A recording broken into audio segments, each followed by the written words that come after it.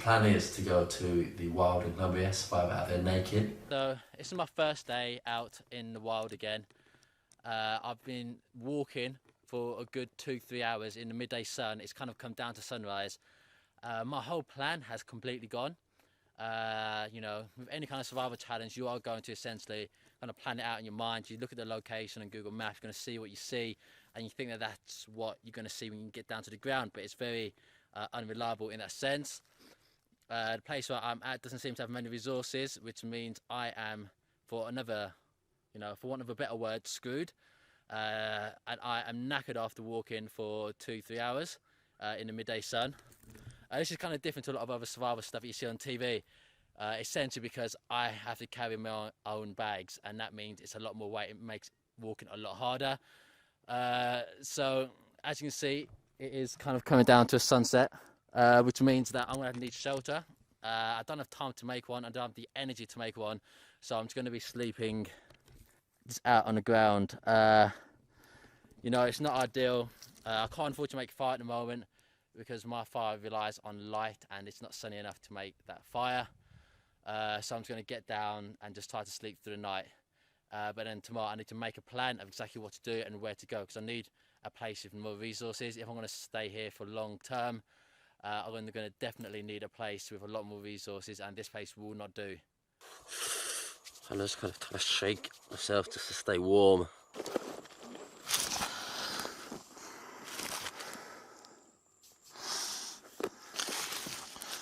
So many insects.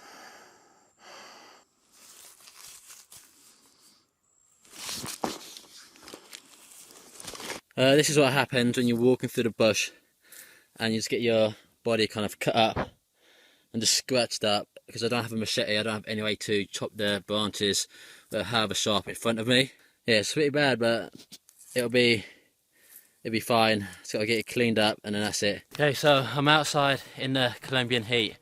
It's probably getting close to midday. The sun's getting very hot. I know the sun rises very early over in Colombia, but it's getting very hot. I'm very dehydrated. I've been so tired and out of energy. I haven't had much time to film. You know, this isn't just like your typical survival thing where you've got a crew or they even get dropped off at the exact location where they need to be. I have to walk into my location. So far, I've been walking for almost a full day.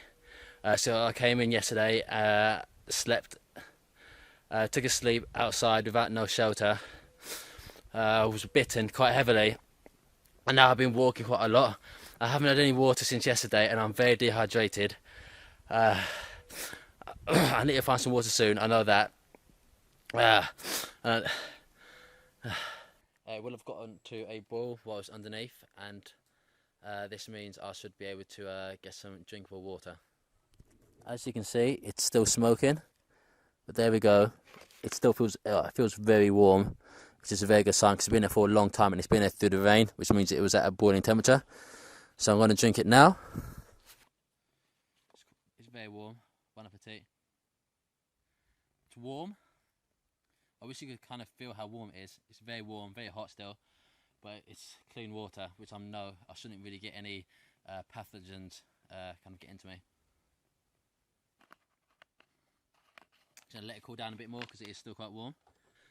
Over this course of today, I've been finding some nuts and seeds and fruits, but I don't know which are going to be safe to eat.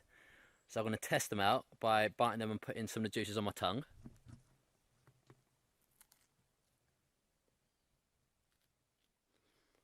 I want to see if it's... these should be fine to eat for now. Unfortunately, I can't really start a fire particularly because we need the sunlight to be able...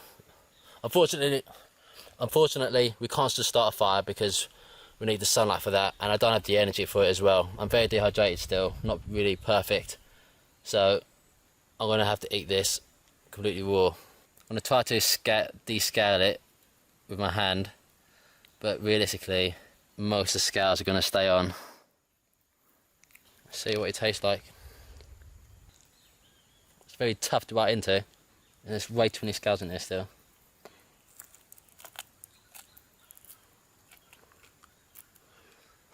It's thin.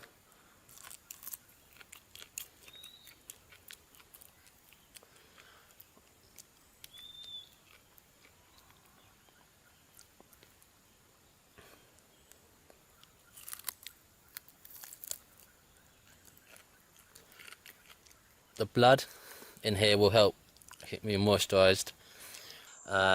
After my encounter with what may or may not have been a monitor lizard, which is about 3 feet long, I'm concerned out here.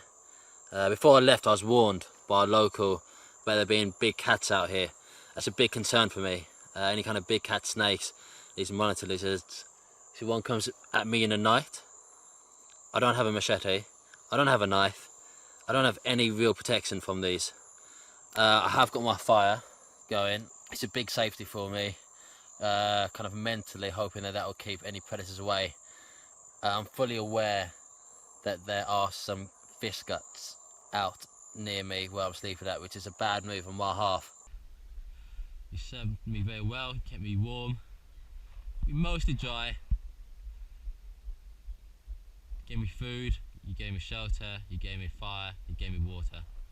So I've made it across the lagoon. That means I'm probably just about another 2 miles out from where I need to be.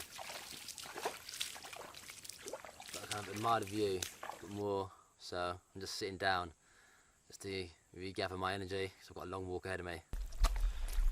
Just have my last drink of water before I leave.